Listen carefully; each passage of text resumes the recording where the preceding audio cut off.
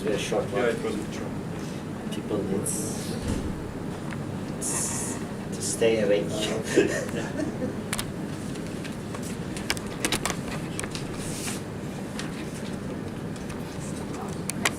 Oh, is it working? It works when it has a shadow. Here. The displacement in this direction, and due to this contactless sensor here, which is a profilometer, laser profilometer, which passes through this glass window, we can measure the displacement of this face. So measure the thermal expansion in both directions, which is important for composites, which are anisotropic materials. You have here the characteristics of this device, and so we had several technological locks to overcome the mechanical equilibrium, etc., the temperature uniformity, which resulted in this this design, which is quite complex. You can see here the main originality, which is the lateral measurement sensor, which is the laser. So this was the real novelty of this process. You can have the principle here. So it's like distance measurement with a laser, except that it is a line. It's measured on a whole line, which is in this X direction here. And well, you have to correct a bit because you are passing through a glass window, and then this is silicon oil, which is transparent, but it modifies the due to reflection. So we have to make a little correction, and then we measure with good accuracy, very good accuracy, the displacement. So the first tests were made on this kind of composites, which are planar random composites with short fibers called SMC. So this is the shape of the samples. You can see here a micro-CT image of this kind of microstructure, which is quite random and heterogeneous. We did impose this kind of thermal cycle, which is typical from pure industrial cycles. And the cure was monitored by a heat flux sensor, which is a specialty of our lab, which is directly inserted inside this this mold here and there to measure the, like in the DSC measurement, the thermal flux, which is liberated during the chemical reaction. You can see what does this sensor give during the cycle. You see here that we see the exothermic peak here, which is due to the chemical reaction during the isothermal step here of this cycle. So we can measure directly the degree of curing during the reaction and associate it to the dimensional variation of the sample. You don't have to use a model and so on. We can directly measure things. So here's what we get. The degree of cure, which is in green here, superimposed to the average heat flux here in this cell. So we can eventually identify a curing model. Here is what the sensor gives. So you have here in time, you can measure a profile like this. So you get the X profile here in time. So you get this 2D curve with the colors which significate the variation of depths.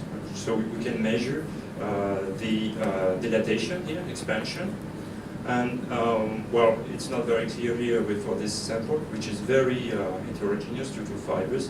You have, but if you look at this in average, here is what we get.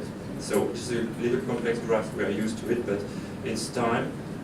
This is the measured strain in the thickness, in the lateral strain. This is the temperature which is imposed. This is the reaction in green. So you have 0 for the liquid state and 1 for the solid state, and we see here the phase change. So first, if you look at this curve and we replace it in terms of temperatures instead of time, you get this. The temperature increases, you get thermal expansion.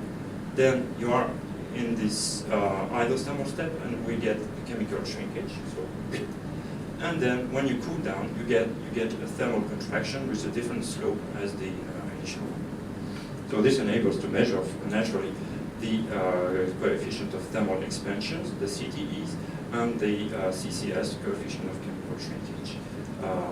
this is in the thickness. We can do the same in the width. So we have both directions and measure the total anisotropic behavior of these materials.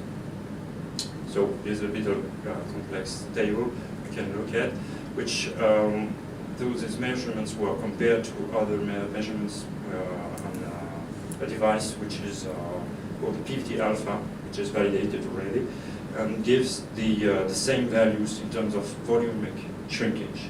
So furthermore, here we get the coefficient of expansions in different directions, as well as the chemical shrinkage in both the planar direction and the out of plane direction. Okay. Now this is coupled with the aim, the final aim of this is to make predictive models. So we develop also in the same way the homogenization, a multiscale approach, and multiphysics modeling, which is based on a theory which is quite standard in the French theoreticians' theory, which is homogenization with multiple scale expansions. So you assume the material is periodic, or even if it's random, you can use periodicity under some assumptions. So and provided a good scale separation, so your fibers are small, for example, with respect to the size of the part, can be applied, and you look for a solution in terms of an asymptotic expansions like this, where the solution is periodic in the variable y, which is the local variation, which is a defined scale variation. So it's basically a periodic approach. So we used this approach in the thermochemical and mechanical couple problems, and tried to compare to the results of the PVT adduct, the device we developed here. So here is again the complex curves I already introduced. So you have this phase change here under a certain temperature cycle, and you have both the lateral and the transversal strength here. This is for a simple case for us for homogenization is the unidirectional composite, which is very of wide use in the aeronautic industry, which has the best properties, in fact. So this is a very important case, and it's simple for us because we can simply use a periodic model for this prediction. What we check here is that we have a problem here of hydrostaticity, so the pressure is not totally equilibrated within the piston. So we have a motion which does not enable us to analyze this part. So we're going to focus on what happens after the gelation, unfortunately. So gelation happens at this point here, more or less, and at a degree of reaction of 52% of reaction. So we're gonna, if we analyze what happens after that, so imagine here there's a problem of flow. The sample is flowing because the pressure is not the same on the side and at the top. It's a problem.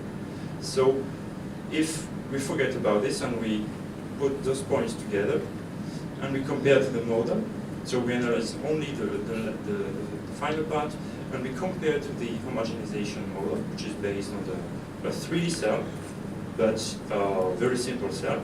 So to do that, we measured also in another work the properties of the matrix, so the elastic properties, the coefficient of thermal expansion, the shrinkage of the matrix, which are other more classical parameters we can measure already. And so we put this in the properties in the homogenization model together with the reaction law, and we could correctly fit here. This is the blue curve, which is the prediction in terms of deformation. And what is expected in this kind of material is that the lateral expansion is the same as the transverse expansion. So we get something which is quite reasonable here. It's that the two deformations are the same in those two directions. Well, there are other problems here that I don't want to talk about. So it is quite difficult to perform experiments. as conclusion, so this apparatus, PVT-ADOC is quite a joke. This is the Haddock apparatus for measuring the anisotropic properties of the composites, was developed, and well, it has all the good characteristics for these materials. We developed this multiscale framework, which for the analysis of residual stresses. Well, it's the beginning of the story, of our story for residual stresses, but it's quite sound basis. And we have a general theoretical numerical approach which enables the determination of effective properties at the microscales, and then we couple this with the analysis at the microscale also, which is another thing.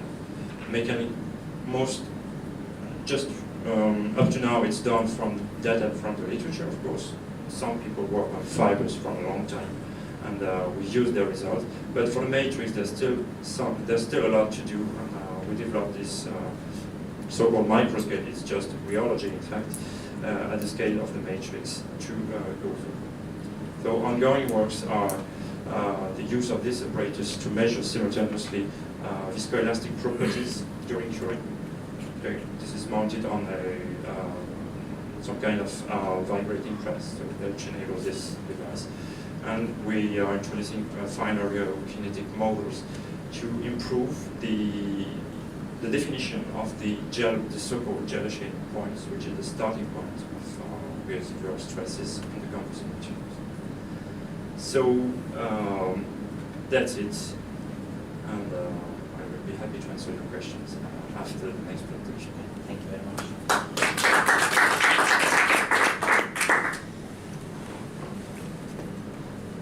Thank you. It was very good study. It's like a theoretical, analytical, experimental, Yes. everything. It's even numerical Yes, science. it's present some, yeah, It was very nice. some years of efforts, yes. Good experimental system also. So congratulations.